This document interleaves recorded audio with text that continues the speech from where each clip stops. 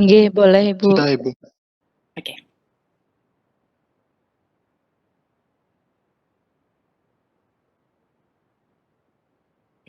Saya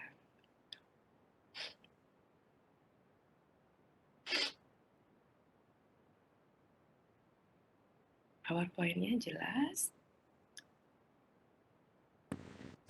Jelas Ibu. Jelas Ibu. Oke. Jelas Ibu. Oke. Untuk sementara begini, ada beberapa slide saya yang pakai bahasa Inggris, tapi tolong jangan terlalu dianggap sulit gitu ya.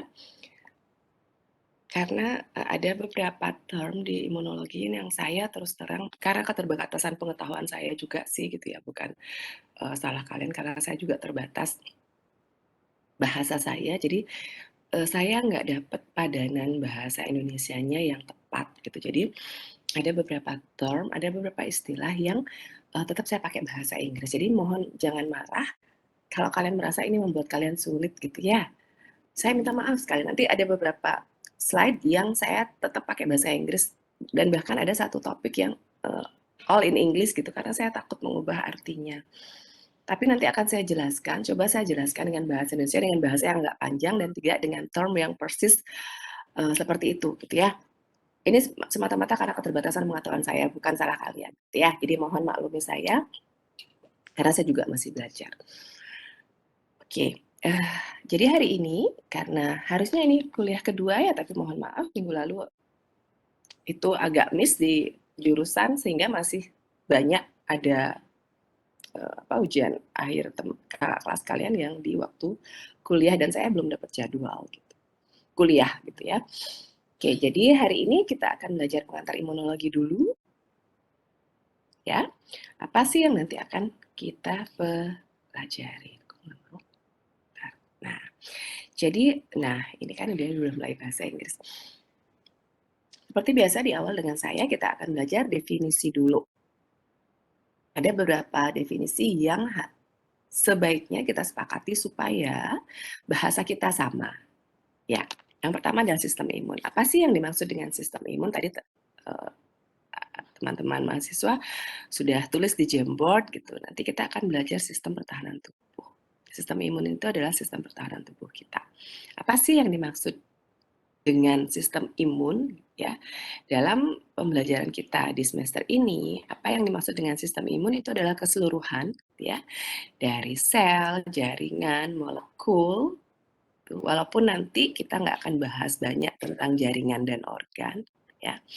Tapi itu adalah keseluruhan dari sistem imun. Yang apa? Yang akan memediasi pertahanan kita terhadap infeksi. Jadi kalau ngomong kebal ya bukan kebal gitu. Kebal artinya sekarang mungkin terjemahkannya dari resistensi. Ini ya, resistensi itu kan artinya kebal. Jadi, makanya kenapa saya nggak mau pakai bahasa Indonesia gitu. Nanti jadi akan seperti itu. Karena kalau kebal artinya apa? Kebal kita nggak akan bisa kemasukan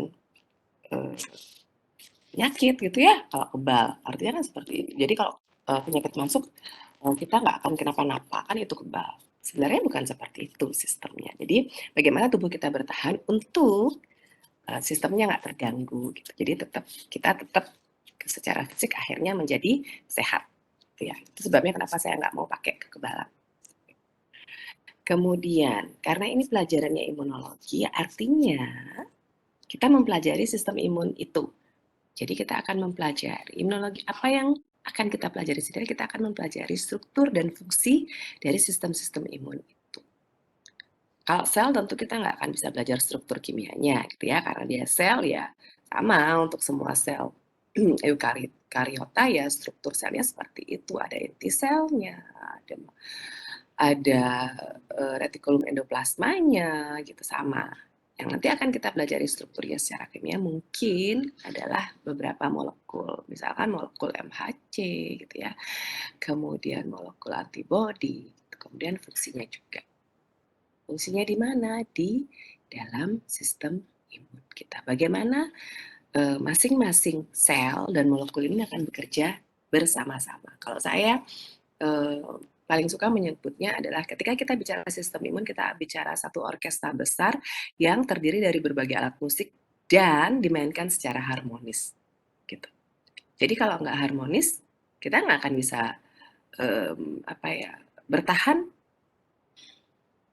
agar sistem tubuh kita nggak terganggu, gitu.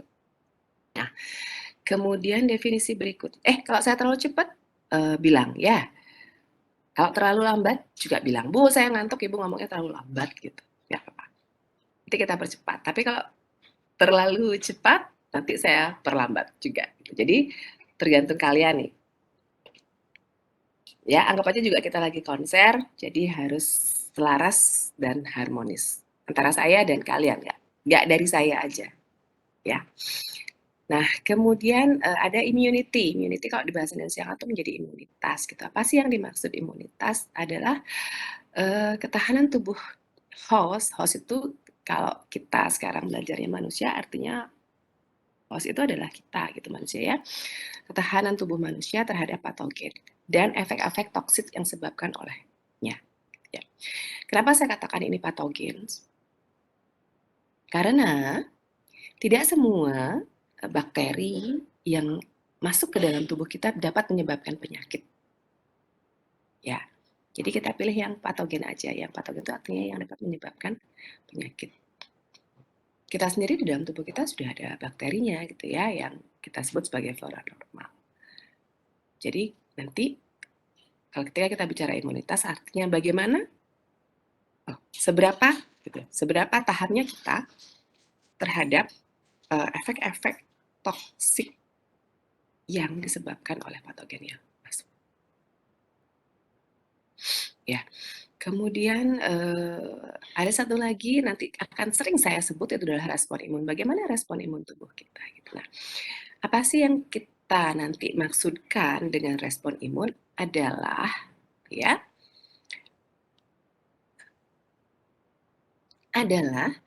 semua aktivitas ya yang baik secara kolektif dan nantinya akan terkoordinasi ya terhadap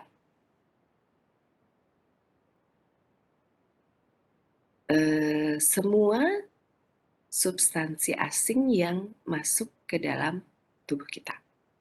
Jadi semua aktivitas yang digunakan untuk merespon, apa sih merespon itu? Apa bahasa Indonesianya merespon kalau menurut kalian? Bisa bantu saya nggak? Apa ya? Menanggapi mungkin Ibu. Menanggapi, Bu. Ya boleh menanggapi ya. Mungkin kalau itu lebih mudah untuk kalian. Jadi untuk menanggapi ya terima kasih.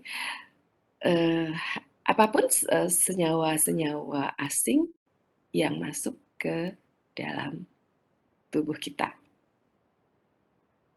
ya, baik oleh sel maupun oleh molekul, itu kita sebut dengan respon imun. Ya, entah nanti selnya mengeluarkan senyawa apa gitu, atau dia selnya sendiri nanti yang bergerak gitu. Tapi kalau sel kan nggak mungkin bergerak ya, yang bergerak itu molekul.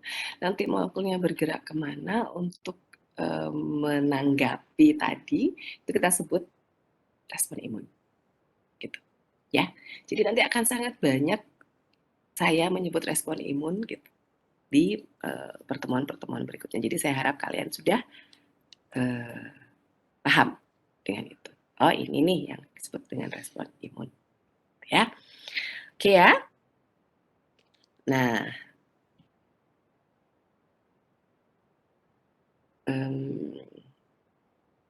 the state of immunology itu apa sih sebenarnya gitu ya. Jadi poin pentingnya gitu. Sebenarnya kalau saya itu dari sekian lama saya belajar imunologi cuman adalah siapa sih saya, siapa sih kamu gitu. Kamunya itu siapa? Kamunya itu adalah substansi asing yang masuk ke dalam tubuh kita. Terus siapa saya itu ya saya, molekul-molekul yang ada di dalam diri saya, kita kalau sekarang ya. Jadi ketika kita belajar imunologi, apa yang kita pelajari adalah gitu ya, bagaimana tubuh kita bisa membedakan antara kalau di buku-buku imunologi kuno yang saya baca gitu ya, kalau yang sekarang mungkin udah nggak pakai istilah ini, adalah membedakan antara self dan non-self gitu. Kenapa kita sebut dengan self? Karena itu balik lagi dengan state of the arts-nya yang who am I and who are you gitu ya. Jadi saya siapa sih? Saya punya apa aja gitu kan, itu yang harus kita kenalin. Oh, ini punya saya gitu.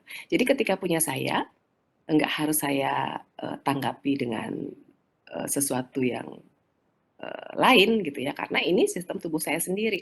Tapi bagaimana dengan ketika, oh ada kamu nih yang masuk, itu bukan bagian dari saya gitu. Itu yang kita sebut dengan non-self. Dalam hal ini senyawa asing gitu ya, bukan hanya senyawa tapi substansi asing. Nah itu, kamu nih asing, jadi saya harus menanggapi karena kamu masuk ke dalam tubuh saya bisa menyebabkan gangguan dalam tubuh saya sehingga saya jadi sakit gitu. Gitu ya. Jadi poin utamanya adalah gitu ya, ketika tubuh kita bekerja dengan normal sehingga bisa membedakan mana yang molekul dan selnya sendiri dan mana yang molekul dan sel asing, itulah yang kita pelajari di imunologi. Sisanya adalah ketika nanti kita belajar detail, itu adalah technical detail gitu ya. Jadi hanya mekanisme-mekanisme. Tapi poin utamanya adalah tubuh kita harus mengenali mana yang milik kita dan mana yang bukan.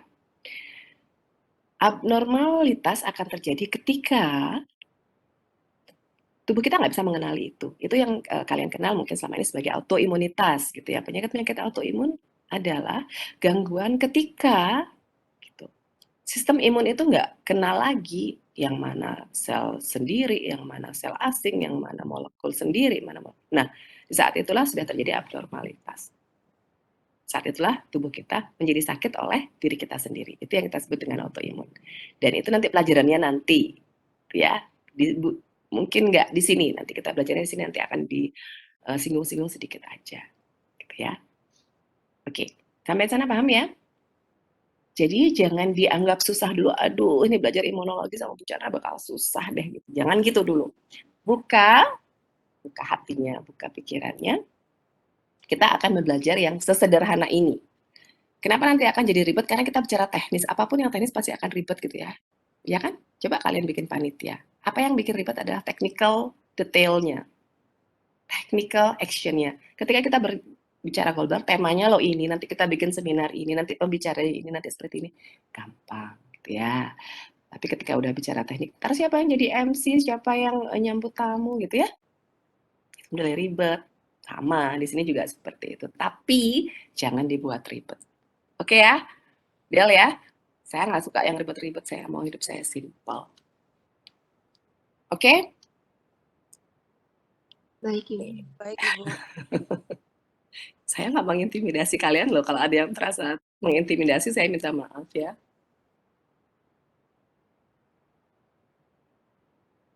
Oke. Selanjutnya, nanti kalau udah waktunya akan dekat selesai, tolong beritahu saya ya. Kemudian, role-nya gimana sih sistem imun? Yang pertama adalah defense against microbes. Jadi akan bertahan dari mikroba. Saya salah kayaknya dibikin mikroba. Dari patogen. Mohon maaf. Ya, itu yang utama. Nanti kita akan belajarnya. Kemudian defense against the growth of tumor cells. Ya. Tapi ini juga kita nggak sempat akan pelajari gitu. Tapi nanti mungkin akan belajar sedikit di migrasi sel dan inflamasi. Ya. Kemudian homeostasis, karena kita harus selalu dalam keadaan setimbang. Kalian punya namanya Udayana, apa sih? USP itu? Apa namanya USP kalian punya tuh? Kegiatan? Udayana Steady State Farmasi, Bu. Ya. Udayana Steady State of Udayana Steady State. Ada pakai off-nya nggak? Nggak ya? Pakai Ada, Ibu. Pakai, Bu. Nah, apa sih itu maksudnya Udayana Steady State of Farmasi? Tahu nggak sejarahnya kenapa namanya jadi kayak gitu?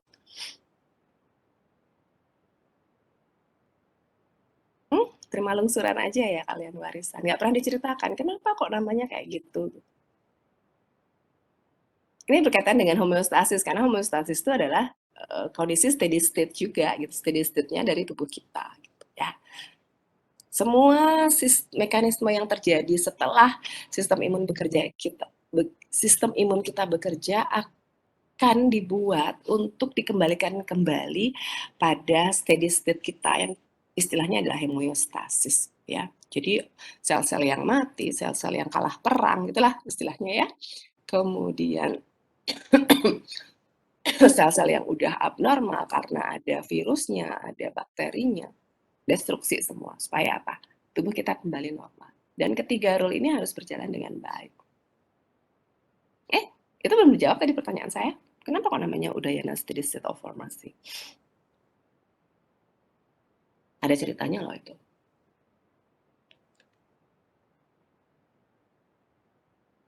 Ada yang pernah ceritain ya? Saya pribadi belum, dari saya pribadi belum pernah menanya Ibu. Nanti tanya sama kelas kalian ya kalau ada yang tahu. Karena itu dibuatnya ketika saya jadi ketua jurusan. Gitu. Dan itu Baik, Ibu. kita diskusi panjang banget. Kenapa kok namanya Udayana Steady State gitu? Nanti lain kali kita cerita kalau sempet ya. Sekarang kita ada banyak slide nih. Jadi tapi itu apa ya? Itu bukan misi apa ya? Jiwanya itu adalah ya, iya kita harus kembali ke steady state. Apa sih steady state-nya Udayana? Apa sih steady state-nya? Apa sih bagaimana kita bisa menjadi bagian supaya Udayana ini tetap stabil? Tapi kenyataannya selalu kita yang bikin kisruh di farmasi. Ya. Nanti itu ceritanya ya, cerita yang lain lagi nanti mungkin saya akan cerita sama Hima. Oke, kita kembali ke sini. Jadi sistem imun itu tadi kita sudah lihat ya akan melibatkan apa jaringan dalam hal ini kalau kita ngomong besar itu adalah kita akan melibatkan organ, sel, dan molekul. Dan tadi saya sudah sampaikan kita nggak akan bicara organ terlalu banyak gitu ya. Kita lebih banyak bicara sel dan molekul karena dengan kita belajar sel dan molekul nanti yang lainnya akan lebih mudah untuk dipahami. Organnya apa aja ini? Organ-organ yang terlibat dalam sistem imun yang kita sebut sebagai lymphatic system gitu ya, ada seperti ini. Nanti mungkin akan disebut-sebut ketika kita bicara molekul yang diproduksi atau sel yang terlibat di sana gitu ya. Jadi ada tonsil, adenoids. Tonsil itu di mana? Di sini ya.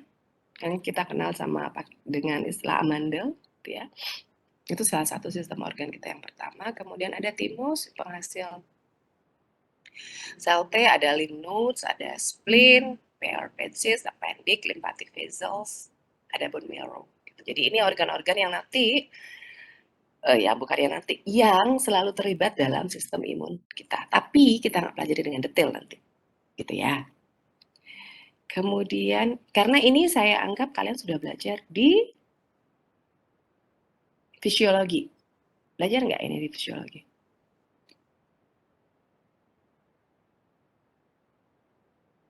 Organ-organ yang ini? Enggak ya? Nanti coba dilihat lagi ya pelajarannya. Kemudian selsnya apa aja? Selsnya yang terutama nanti akan kita pelajari adalah limfosit. Limfositnya yang mana? Sel T dan sel B gitu ya. Kemudian ada monocytes dan makrofag. Nanti yang akan kita pelajari agak detail adalah makrofaganya. Kemudian ada granulocytes. Ini adalah sel-sel kecil, ada neutrofil, eosinofil, basofil, dan ini merupakan marker-marker yang nanti akan kalian temui ketika kalian belajar patologi klinik gitu, untuk menentukan sehat enggaknya seseorang. Ya, jadi ada sel-sel ini nanti yang terlibat. Mungkin karena waktunya terbatas kita nggak akan bisa bahas satu persatu dengan detail gitu ya. Tapi kalian saya minta coba tolong baca. Nanti kan saya beri kontraknya pada Forma ya. Coba sebelum kalian belajar kelas ini setiap hari Rabu, baca-baca dulu, nggak ngerti nggak apa-apa, nanti kan tugas dosennya adalah membuat kalian mengerti. Gitu. Kalau kalian nggak ngerti, saya yang dosen yang gagal. Nah, kemudian antibody. Kemudian molekulnya apa aja nanti yang akan kita pelajari adalah ada antibody, ada komplement. Kemudian ada sitokin ini termasuk di dalamnya ada interleukins dan interferon gitu ya. Jadi ini sebenarnya adalah satu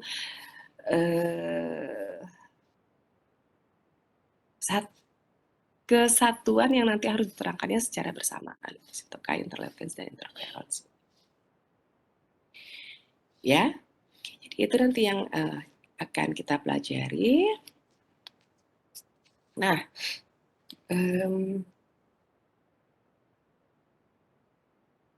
sampai di sana terlalu cepat nggak? Karena saya yang ngos-ngosan. Terlalu cepat? Jam-jam nggak ya? Tidak, Ibu. Ya. Ya, Nah, kemudian ini yang tadi saya ceritakan bahwa kita akan bicara besar dulu nih. Apa yang kita pelajari secara keseluruhan adalah seperti ini. Ya. Jadi apa yang nanti kita akan pelajari adalah ada innate immunity, ada specific immunity. Kalau di bahasa Indonesia kan ini adalah imunitas dapatan, dan ini imunitas spesifik atau salah. Ya benar, ini imunitas dapatan. Saya kalau bahasa Indonesia suka bingung. Imunitas bawaan, karena ini kita bawa dari ibu. Kemudian ini imunitas spesifik ini adalah imunitas yang kita dapatkan sepanjang perjalanan hidup kita. Gitu ya. Dari sepanjang kita terpapar dengan dunia luar. Artinya apa? Ini kita dapat dari kita keluar dari rahim ibu sampai dengan nanti meninggal dunia. Ya. Nah, di kedua imunitas ini nanti akan ada respon-respon humoralnya, respon-respon molekulnya. Kemudian ada respon-respon yang bersinggungan dengan sel. Gitu. Jadi nanti mereka bekerjanya sebagai sel. Jadi baik di innate immunity maupun di specific immunity tetap ada dua respon itu. Ya, nanti kalau di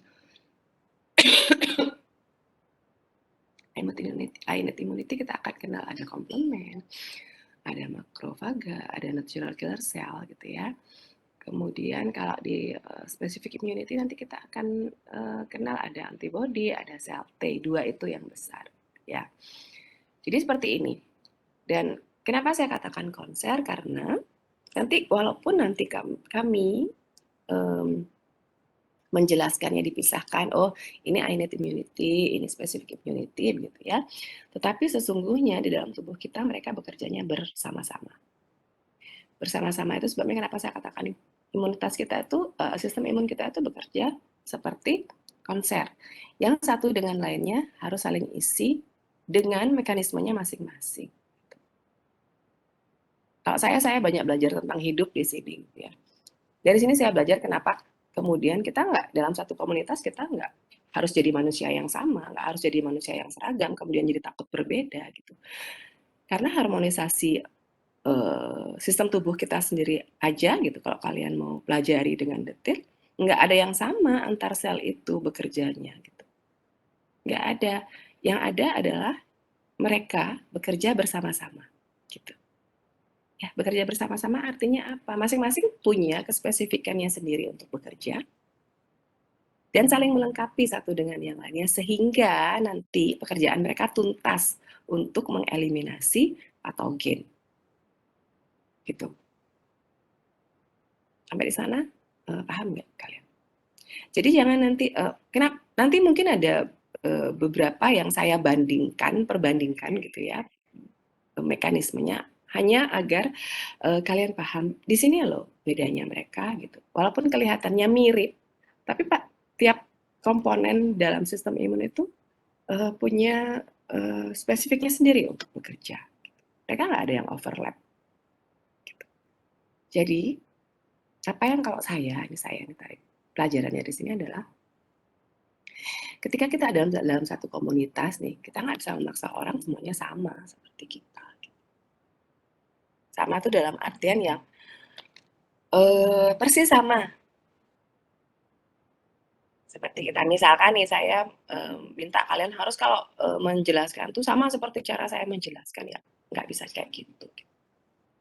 Kalau pemahaman Ya setidaknya sama, supaya apa? Supaya saya paham bahwa apa yang saya transfer itu udah bener dan kalian dapat ilmu dari saya.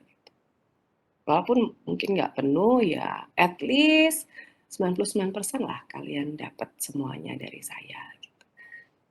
Ya, jadi seperti itu. Nanti ketika kami menjelaskan sepotong-sepotong, nanti jangan kalian beranggapan bahwa sistem imun kita juga bekerjanya sepotong-sepotong seperti itu. Yang nanti yang lainnya jagongi nunggu sampai satu komponen selesai bekerja gitu ya. Enggak. Ya, enggak seperti itu. Jadi mereka akan bekerja bersama-sama. Kenapa kita nanti jelaskannya satu persatu supaya pemahamannya lebih baik. Kalau nanti dari awal saya jelaskan mereka bekerjanya bersama-sama gitu, nanti ini dibantu ini, nanti dibantu ini, kalian akan bingung. Jadi satu persatu dulu nanti kita pahamin, nanti kita kembali lagi ke sini, begini loh mereka bekerja bersama-sama. Gitu. Ya, jadi nanti jangan bingung. Sampai sana? Udah kebayang nggak nanti apa yang akan kalian hadapi selama 1 semester ke depan bersama saya dan tim? Udah? Sudah kebayang, Bu. Bayang ya, Sudah, Ibu. jadi jangan dipikir ribetnya, dipikir adalah kita akan belajar sesuatu yang baru, gitu ya. Dengan cara saya, karena saya bisanya kayak gitu, bukan karena saya expert begitu, tapi karena ya saya bisanya caranya mentransfer seperti itu, ya. Tapi kalau kalian misalkan nih ada ide, Bu, karena ada tuh pernah yang bilang sama saya, Bu, kalau kuliah kurang interaktif gitu. Saya bingung. Yang dimaksud interaktif tuh gimana? Kalau saya berusaha nanya-nanya udah, yang masalah adalah apa? Kalian nggak jawab-jawab, itu kan jadinya nggak interaktif. Gimana? Yang kalian maksud dengan interaktif tuh gimana kira-kira? Supaya nggak bosen nih. Kalau menurut kalian gimana?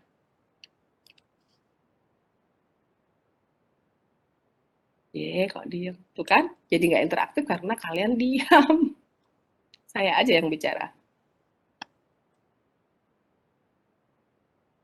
Menurut kalian kalau biar saya menjadi cukup interaktif untuk kalian di kelas tuh gimana caranya? Coba beri saya pengalaman coba. Ada nggak? Ini mumpung kelas pertama loh. Yuk dong. Ngasih pertanyaan jangan yang susah-susah, Ibu. Saya kan nggak tahu itu susah apa gampang buat kamu. Kan kita belajar. Dek, pertanyaan gampang dan susah itu relatif banget loh. Sama seperti kamu ngomong cantik dan ganteng gitu kan, relatif banget. Ya, kalau menurutmu susah kamu bilang aja, Bu, kita nggak ngerti gitu, kayaknya susah gitu, nggak apa-apa. Karena kalian juga kalau nanya ke saya susah-susah loh. Ya, jadi ngomong, kalau nggak ngomong saya nggak tahu. Kalau saya kan ngomong biasanya, aduh pertanyaan kalian kok susah banget, kan saya pasti gitu, ingat nggak? Saya sering ngomong gitu. Ya, jadi kalian kalau sama saya juga bilang, Bu, itu pertanyaannya kayaknya susah deh, kita nggak bisa jawab. Ya nggak apa-apa, ngomong. Nanti mungkin gini, susah karena saya buat kalimatnya susah gitu. Ya kan? Bisa aja. Gitu. Karena kan yang namanya kita berbahasa. Gitu. Ya. Jadi, ya makasih ya, Om. Nggak ada sih pertanyaan susah kalau menurut saya. Jadi susah karena apa? Bahasa kita berbeda, itu aja kayaknya deh. Jadi nanti tolong ajari saya bagaimana supaya saya bisa berbahasa yang sama dengan kalian gitu. Jadi nggak ada salah paham. Oke ya? Kalian belum bilang loh. Baru satu tadi yang ngomong. Kalau biar interaktif, pertanyaan jangan susah-susah. Jadi kalian hening, lama berpikir gitu. Iya. Yang lainnya? Iya, Ibu, seperti itu, Ibu. Kurang lebih sama, Bu. Ya, kalau kayak gitu ya kalian artinya nggak belajar.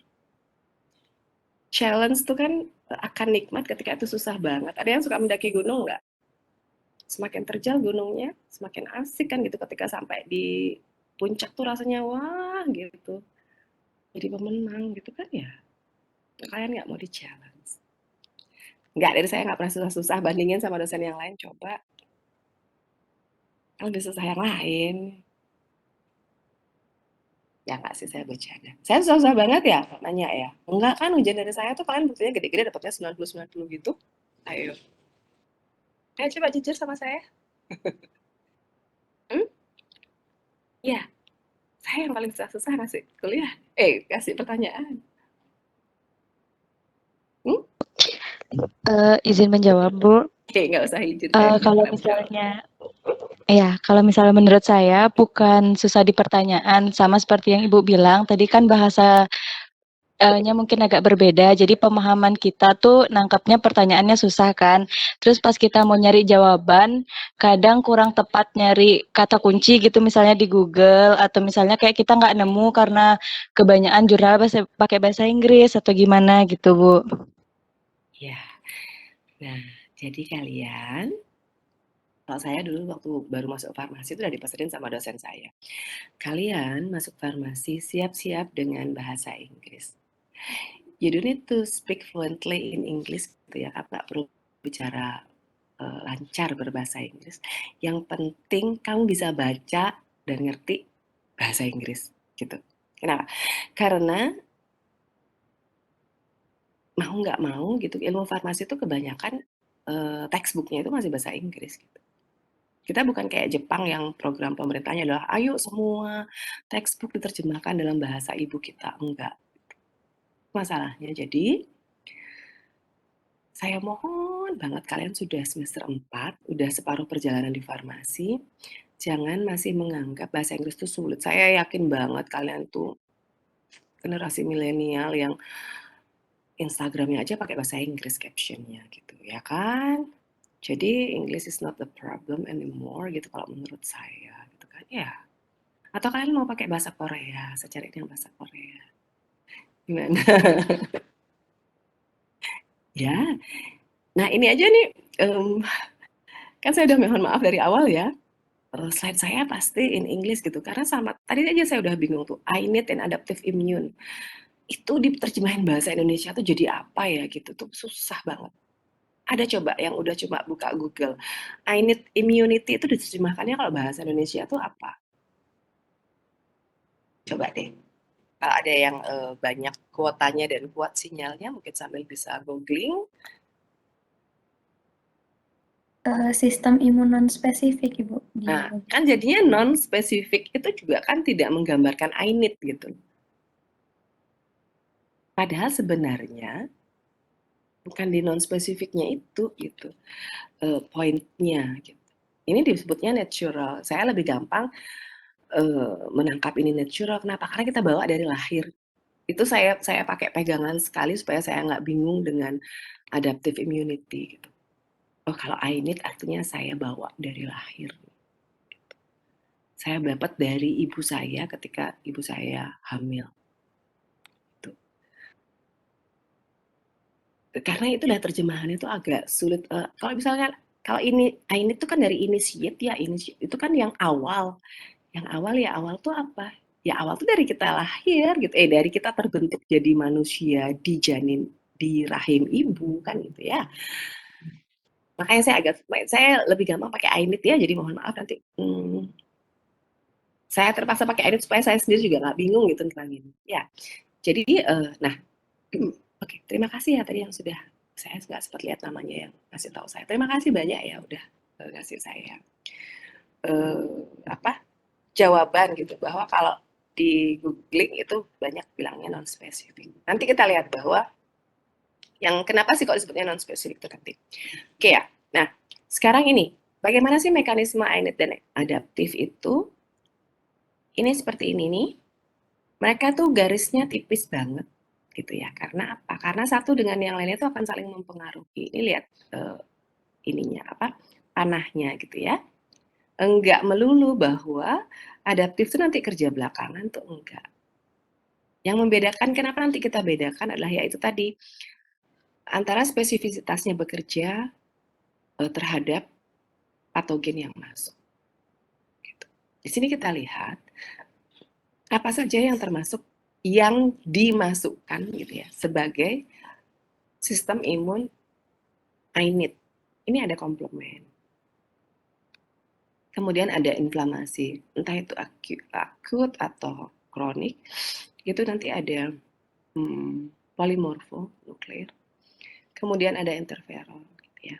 Ini ada di sini. Ada fagositosis berarti ada makrofaga. Di adaptif ada limfosit.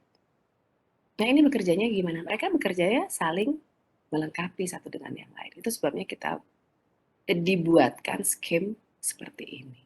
Gitu ya. Nah, di sini kalian lihat ada spesifik antigen gitu.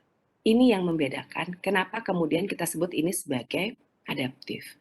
Kenapa? Karena bagian sistem imun yang ini baik molekul maupun selnya harus beradaptasi ketika merespon patogen yang masuk gitu. Jadi dia harus beradaptasi. Sekarang kenapa sih kalian harus divaksin? Padahal itu kan juga influenza ada banyak ya, udah sering kita kena influenza. Kenapa sih kalau yang COVID ini kita harus divaksin supaya apa? Ada yang bisa jawab saya? Izin berpendapat Ibu. Iya, silakan. Kalau menurut saya pribadi, kenapa perlu vaksin itu biar spesifik antigennya itu kebentuk untuk COVID-nya itu Ibu dari dalam tubuh kita. Kan antigen loh, atau Maksudnya imun adaptifnya tuh biar kebentuk gitu Ibu. iya. Dan kenapa harus spesifik? Gitu. Kenapa harus khusus dibentuk untuk COVID? Sementara kok kita nggak ada vaksin influenza, hemophilus influenza misalnya. Apa yang menyebabkan itu kira-kira? Ini kan kita harus belajar real ya supaya kamu tahu kenapa sih harus belajar imunologi gitu, nggak sekedar nanti kamu hafalin aja ada sistem seperti ini. Gunanya itu loh. Gitu belajar ini. Salah satunya ini tadi Rizky nggak salah jawabnya betul gitu supaya nanti sudah ada respon spesifiknya terhadap COVID. Tapi kenapa harus ada respon spesifik yang di challenge dulu gitu, yang harus dibuat? Kira-kira kenapa? Kalau kalian lihat dari perkembangannya pandemi ini, seberapa sih bahayanya Izin COVID? menjawab Ibu. Iya, ya Julio. Iya, jadi Ayo oke. nggih, imun spesifiknya itu kita bentuk itu bertujuan agar nanti akan terbentuknya memori Ibu. Karena kan yang adaptif itu terkenal dengan memori, sehingga kalau kita terpapar patogen yang asli itu tubuh kita bisa mengingat dan bereaksi spesifik terhadap patogen tersebut, seperti itu Ibu mungkin. Ya. Jangan pakai mungkin dong, kalian harus Enggak Ibu, Ya. karena masih belajar juga takut salah. Saya juga gitu. belajar. Jangan takut salah. Karena takut salah Oke, itu Ibu. beneran salah. Ya, ya benar. Jadi kenapa kekuatan dari adaptive immunity ini kan? Itu kan ingat ya tadi saya cerita. Yang innate ini udah ada di dalam tubuh kita sejak kita lahir. Kita dikasih sama ibu kita. Gitu. Ya. Nah, kemudian yang adaptif ini adalah proses kita belajar. Proses kita belajar memproduksi molekul untuk menghadapi senyawa-senyawa asing yang masuk. Gitu. Jadi, karena COVID ini, kita bicara COVID yang sedang mengganggu kita sekarang itu COVID ya. Karena COVID ini efeknya sangat-sangat luar biasa gitu ya, dan cepat banget gitu ya, dari yang 12 hari kemarin gitu, yang Delta tuh masih 12 hari, yang Alpha sampai dengan Gamma itu masih 12 hari gitu kan inkubasinya ya. Kemudian Delta mulai berkurang jadi 7 hari gitu. Kemudian yang Omicron ini sekarang cuma 5 hari masa inkubasinya. Artinya apa? Virus itu kerjanya cepat banget. Jadi kalau tubuh kita enggak diberi pembelajaran sebelumnya, enggak dikasih pengingatan challenge sebelumnya, dia akan lambat bekerjanya. Sehingga kenapa harus divaksin? Supaya ketika nanti tubuh kita kemasukan COVID lagi, kan itu di challenge yang kedua ya, ketika kalian divaksin kan yang dimasukkan juga COVID-nya, beberapa vaksin adalah itu virus yang dilemahkan. Itu kan berarti kita udah dimasukin virus pertama, udah ada memori, udah kenalan dulu. Ketika kemasukan lagi yang kedua, memori kita udah cepat kerja. Oh, yang ini nih yang harus dikasih gitu. Jadi kalau sederhananya seperti itu. Itu sebabnya kenapa kok kita buru-buru ayo dong bikin vaksin COVID gitu, karena masa inkubasinya cepat banget dan akibatnya fatal gitu ya. Kan nggak semua virus dibuatkan vaksin ya, kalian tahu. Jadi kenapa ini harus dibuatkan vaksin? Ya karena seperti itu, karena masa inkubasinya lambat, kemudian efeknya fatal. Gitu. Ya, sehingga tubuh kita diharapkan merespon dengan cepat. Apakah kemudian innate immunity kita nggak cukup? Tidak cukup cepat untuk mengeliminasinya secara tuntas. Itu masalahnya. Ya, kenapa hemophilus influenza nggak usah dikasih vaksinnya gitu ya? Ada sih dulu, tapi kemudian nggak efektif gitu ya. Akhirnya sekarang dihentikan. Kenapa? Karena innate immunity kita ternyata sudah cukup untuk membuatnya tereliminasi dan terdestruksi dengan tuntas. Gitu. Jadi nanti di sini nanti kita akan belajar lebih detail lagi tentang masing-masing komponen bekerjanya. Tapi yang selalu saya ingin kalian keep in mind, selalu ingat bahwa mereka enggak bekerja sendiri-sendiri. Baik antar komponen di innate immunity dan adaptive immunity, maupun antar komponen yang kita masukkan. Kan kita nih yang membedakannya gitu ya, kita yang membaginya. Antar yang di innate dan yang kita sebut sebagai adaptive immunity. Gitu. Mereka bekerja bersama-sama. Waktunya saja mungkin yang nanti ada yang belakangan gitu ya, ada yang harus segera bekerja gitu.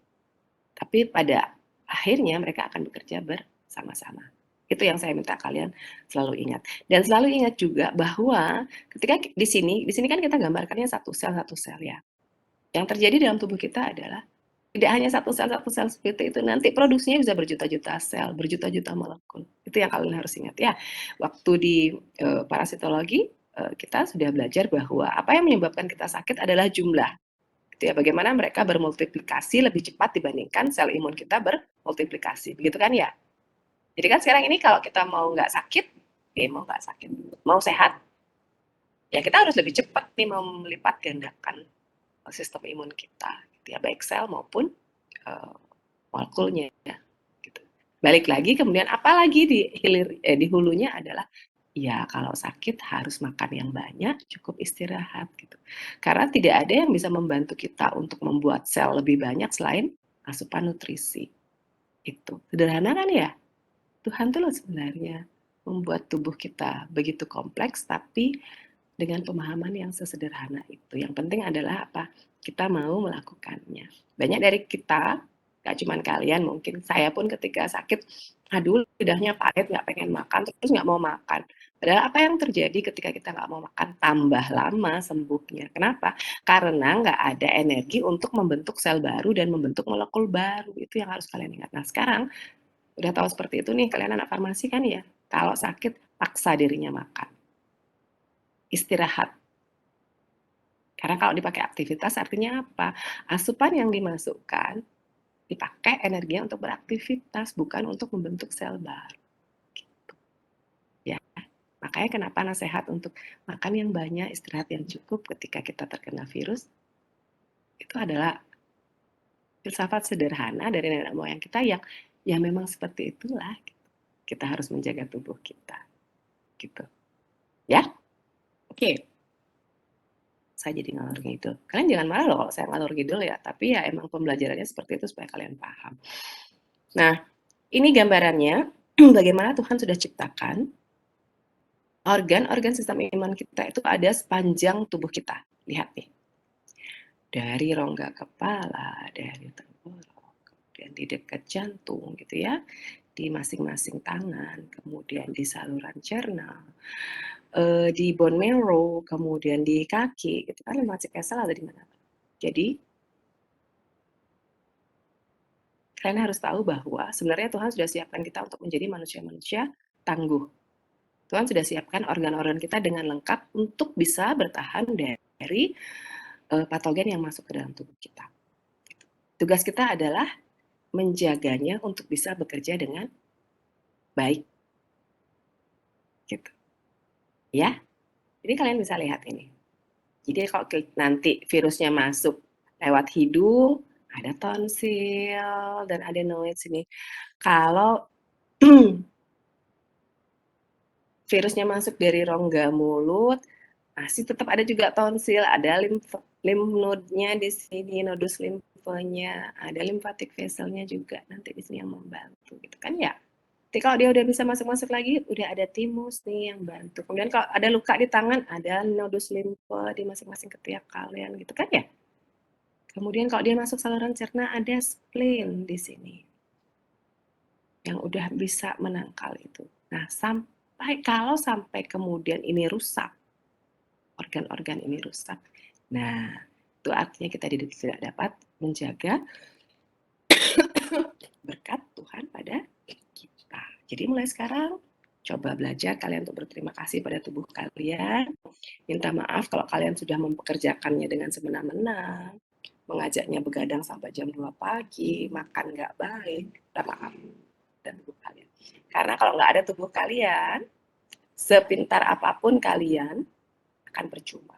Kalau nggak ada tubuh sehat kalian, ya, sebaik apapun kalian itu menjaga pikiran, tetap kita nggak akan bisa belajar dengan baik, kita nggak akan bisa mengerjakan aktivitas dengan baik. Jadi, jagalah tubuh fisik kita.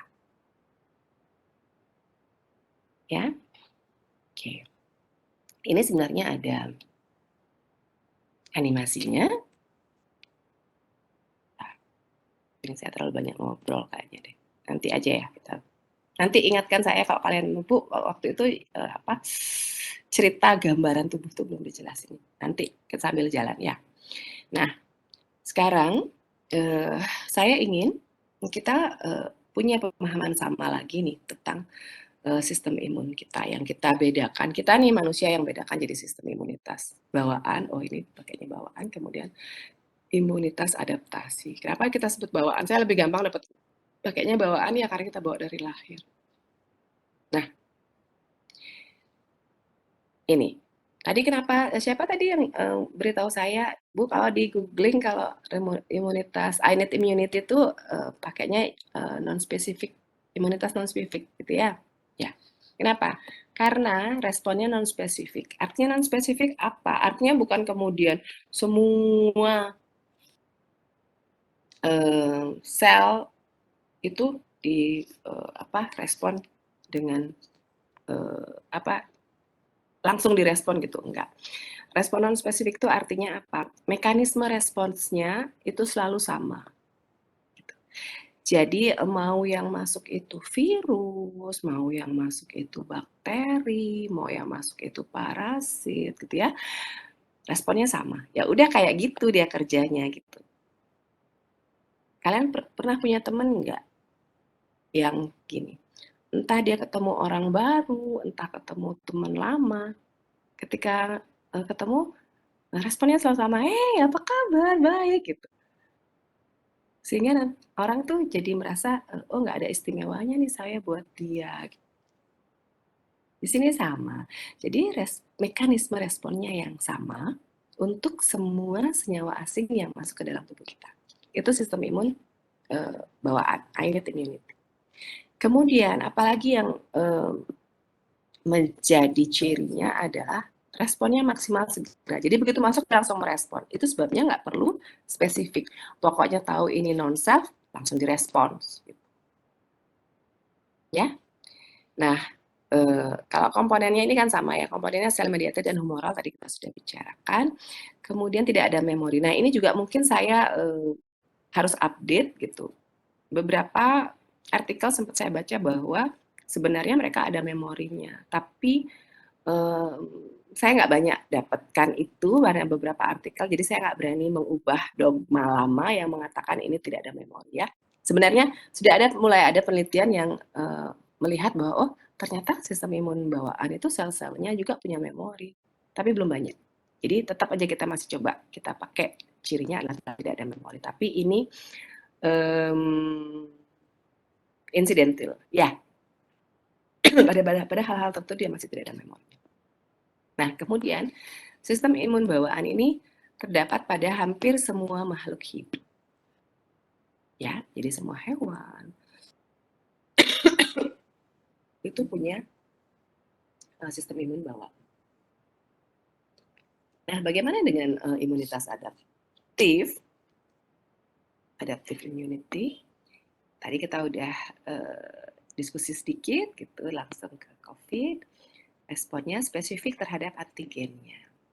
Jadi bukan hanya sekedar spesifik terhadap makhluk atau selnya, tapi bisa spesifik terhadap antigennya. Karena di dalam satu sel itu bisa terdapat beberapa antigen.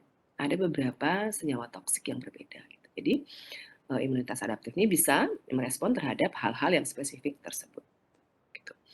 Kemudian sampai dengan dia merespon maksimal itu ada jeda waktunya. Kenapa ada jeda waktunya? Karena dia harus belajar dulu, harus pengenalan dulu. Sama seperti kalian lah, nggak mungkin kan baru kenal terus langsung akrab gitu, jarang banget. Kenalan dulu gitu ya, ngobrol dulu, cocok, akrab, baru ada interaksi yang lebih maksimal kan gitu ya. Sama tubuh kita juga seperti itu. Jadi harus kenalan dulu. Oh seperti ini nih yang harus direspons gitu, berarti saya harus bikin molekul yang seperti ini, susunan asam aminonya seperti ini. Nah baru deh interaksi. Baru bisa didestruksi. Nanti kalau udah datang lagi yang kayak gitu, oh udah tahu nih, oh ini yang ini nih yang datang. Jadi molekul yang harus dikeluarin yang ini. Gitu. Ya. Itu tadi yang diceritakan sama Julio, jadi punya memori. Kemudian terdapatnya hanya pada vertebrata. Jadi makhluk-makhluk lain seperti moluska yang itu nggak punya sistem imunitas adaptif ini, nggak ada antibodinya. Kenapa? Karena produksi imunitas sel-sel imunitas adaptif itu ada di bone marrow. Jadi kalau nggak punya tulang belakang, ya nggak bisa memproduksi sel-sel dan molekul tersebut. Sampai sana? Paham ya? Kalau saya terlalu cepat, bilang. Sampai sana udah? Dari saya sudah, Bu. Sudah, Ibu. Oke, sip. Oke. Udah mulai bosan nggak sama saya? Bentar aja lagi, 10 menit aja kamu ketemu saya. 10 menit lagi. Mudah-mudahan selesai ya. Nah, kemudian karakteristiknya apa? Kalau yang imunitas adaptif tadi adalah spesifik terhadap antigen, betul. Tapi kalau kita ngomong spesifisitas, kemampuannya untuk membedakan molekul dimiliki juga kah oleh innate immunity? Ya jelas harus punya. Kenapa? Karena kembali lagi di awal.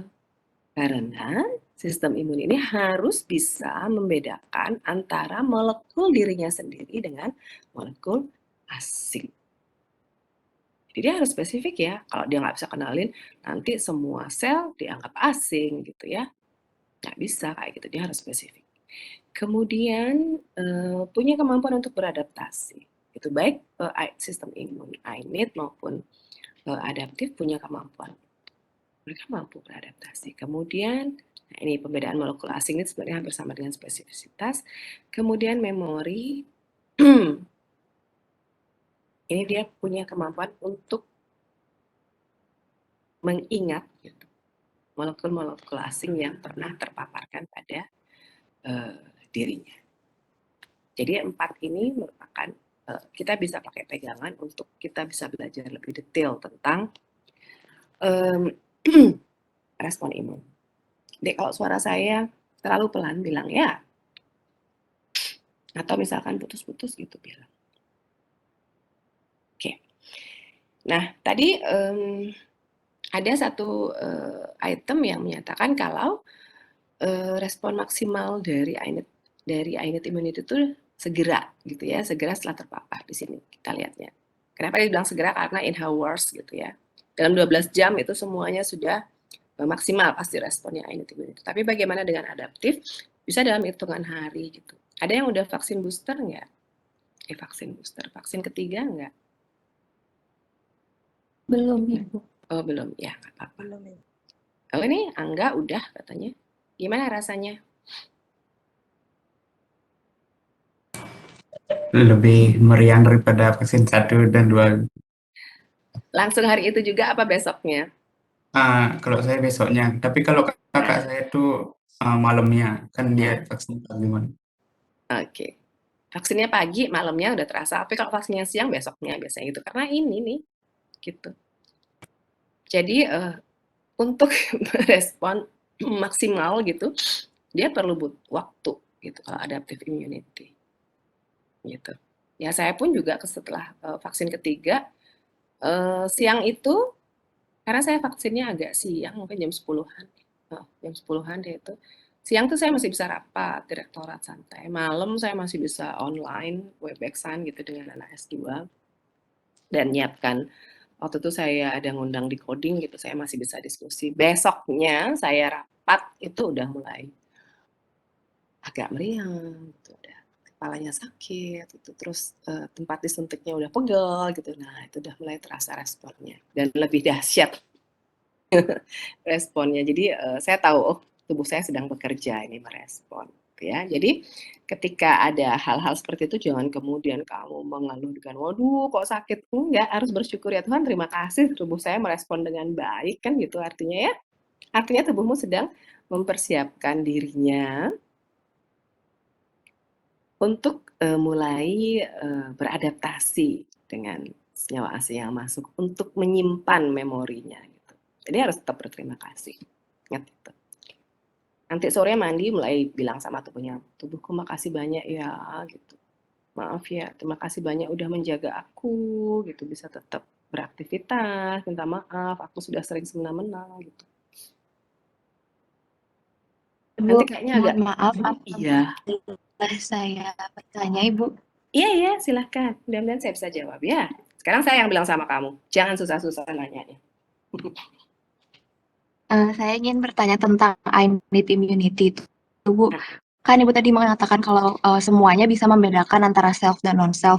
Tapi saya pernah nonton gitu di YouTube, kalau innate immunity itu nggak bisa bedain antara good and bad microbes. Jadi kayak dipukul rata gitu. Apakah benar begitu ya, Bu?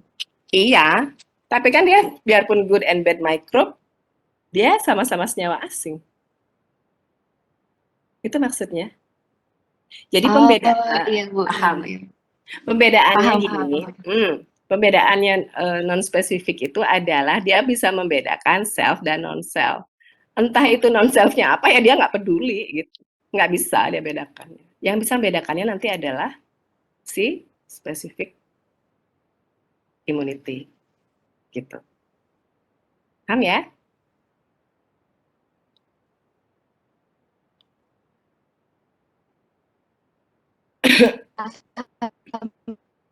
Ibu, terima kasih. Ya, terima kasih. Izin bertanya, Ibu. Aduh, Julio, jangan susah-susah. Ya. Nggih, Ibu. Jadi dari tadi kan sempat dijelaskan kalau innate immunity itu responnya cepat, Ibu. Jadi saya penasaran, Ibu, kenapa ya dia cepat begitu, Bu? Karena saya berpikir kalau sel-sel yang termasuk innate immunity itu kan contohnya saja kita bisa lihat terdapat di jaringan seperti itu, Ibu. Seperti misalkan kalau di kulit itu kan ada sel Langerhans gitu kan, makrofag gitu sebenarnya. Apakah itu penyebabnya, Ibu? Kenapa dia responnya cepat atau ada faktor lain, Ibu? Ya, Angga benar tadi ya. Angga, Julio ya? Saya manggilnya siapa Enggak, sih? Ibu. Julio, Ibu. Ya, karena Angga ada lain lagi ya. Angga ada lain lagi sendiri. Iya, Ibu. Angga ada. Oke. Julio, kamu lahirnya bulan Juli, bukan? Jadi Benar, kenapa? Ibu. Ya. Jadi kenapa innate immunity itu merespon dengan cepat? Satu yang utama adalah karena dia mekanismenya nggak spesifik, gitu. Jadi dia nggak usah kenali dengan detail dulu, oh ini siapa sih yang masuk, ini apa influenza, ini apa tipes, apa itu, nggak perlu. Pokoknya, oh ini kamu bukan senyawa, ini kamu bukan molekul saya nih, saya harus respon. Itu satu, itu yang menyebabkan dia harus segera merespon. Mekanismenya itu aja gitu. Sama kayak kamu kan kalau apa namanya ngetik di HP, ayo otomatis kan tanganmu cek gitu kan? Kenapa? Karena udah terbiasa kayak gitu. Pokoknya mekanismenya seperti itu, gitu. Sama seperti kalau kamu makan, apapun yang masuk ke dalam mulutmu, ya kamu makan, kamu kunyah kan caranya sama, sama seperti itu. Nah kemudian, apalagi yang membuat dia bekerjanya cepat adalah dia ada di, seperti tadi kata Angga, permukaan tubuh dan di pintu-pintu masuk. Dan enggak cuma sel yang bekerja, mereka ada banyak punya molekul. Nanti ada molekul komplement namanya. Gitu. Ada dan ada pembawa beritanya yang kita sebut dengan interleukin tadi, sitokin. Itu ada pembawa beritanya. Jadi mungkin di biokimia kalian sudah sempat saya beritahu bahwa di dalam tubuh kita itu penuh dengan sinyal. Satu dengan lain sel itu harus sering memberitahukan apa yang terjadi dalam tubuh kita gitu. Ya. Jadi ada pembawa beritanya, ada neurotransmitter. Kamu tahu neurotransmitter ya? Sehingga itu yang membuatnya menjadi cepat bereaksi. Gitu. Jadi ada dua. Pertama, karena ada sinyal dari molekul sitokin tadi untuk mengenali, oh ini bukan senyawa kita nih. Kemudian yang kedua, mekanisme kerjanya dia sama. Jadi dia nggak usah perlu ngenalin namamu siapa, oh iya ngobrol dulu, terus baru bisa interaksi. Enggak pakai gitu. Kamu bukan ini saya, kamu bukan bagian dari saya. Ya udah saya respon aja gitu. Mekanismenya udah langsung seperti itu. Jadi kalau si makrofaga dia langsung engulfment, kalau misalnya komplement dia langsung interaksi, dia bukan buat membran attack kompleks gitu. Seperti itu. Kalau MHC dia langsung bawa ke retikulum endoplasma gitu. Jadi itu yang membuat mereka meresponnya menjadi cepat dan segera gitu. Kebayang nggak, Julio? Terbayang Ibu. Apa namanya Ibu? Ada yang perlu tambahin Saya lagi? saya sepertinya izin menambahkan sedikit Ibu terkait innate immunity itu. Saya pernah dengar juga mereka itu dapat karena mereka meresponnya cepat dan melepaskan sinyal-sinyal seperti yang Ibu jelaskan tadi, mereka juga menyebabkan apa namanya demam seperti itu Ibu. Nah itulah yang kita rasakan ketika kita mendapatkan vaksin seperti itu Ibu, saya belajar. Ya itu udah salah satu respon. Nanti kita belajar bahwa respon itu tidak melulu nanti ada sel. Nah gini, respon itu ada yang terjadi di dalam tubuh kita nggak tahu. Kamu kan nggak pernah tahu nih komplementmu bekerja, antibodimu bekerja kan nggak pernah tahu nih. Nggak pernah kan, karena di dalam dia nggak pernah ngomong, hai halo tubuh saya gitu kan, nggak pernah, hey ini loh aku lagi kerja antibodi, nggak pernah kan gitu. Ya kan? Nggak tahu. Jadi nanti ada yang nanti kita lihat ya. Ada yang kita sebut dengan respons chemical seperti itu kan, ada respon fisiologis. Respon fisiologis itu salah satunya adalah demam itu, fever, gitu. Itu salah satu respon imun kita yang umum. Kemudian satu lagi rasa sakit. Gitu. Makanya bahaya banget ketika kalian nggak punya rasa sakit. Makanya saya nggak mau pakai istilah kebal gitu ya. Nanti kena pisau, kebal, nggak sakit, atau udah berdarah gitu, pendarahan gitu kan, nggak bagus juga. Ya kan? Jadi ada respon-respon seperti itu. Itu namanya respon fisiologis. Nanti kita akan lihat. Ya. Jadi ya benar seperti itu. Jadi sehingga kita tahu, oh kita lagi sakit nih, kita badannya panas gitu kan. Ya. Oke ya, yang lainnya mungkin ada yang mau nambahkan?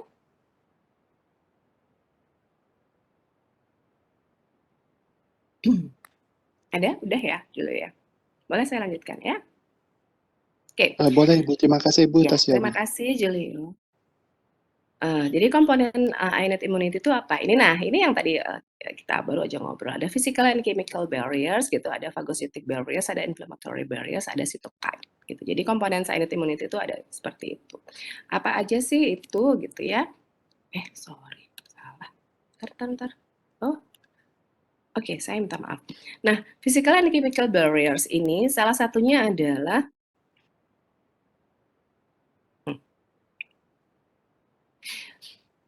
kamu punya, apa sih namanya, rambut-rambut di permukaan kulitmu. Itu adalah salah satu physical barrier-nya. Kemudian ada lapisan lemak, ya kan? Kamu berkeringat makanya, kenapa kok kalau gitu ya, kalau ngomong, kesehatan seringkali iklan sabun itu, kamu lihat nggak iklan sabun? Rajin mandi supaya badannya sehat, nggak sekedar badannya segar, tapi badannya sehat. Kenapa? Karena itu adalah barrier utama kita gitu untuk, mencegah substansi patogen masuk ke dalam tubuh kita. Kalau kulit kita bersih gitu kan, kalau kulit kita bersih, diharapkan nggak ada patogen yang bisa masuk. Kenapa?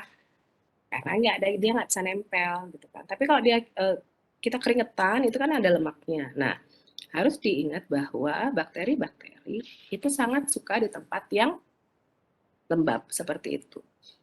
Dan ada minyaknya. Kenapa? Karena dia bisa masuk. Saya nggak nulis di sini ya. Kemudian apa lagi? Oh ya, udah selesai ya waktunya. Maaf.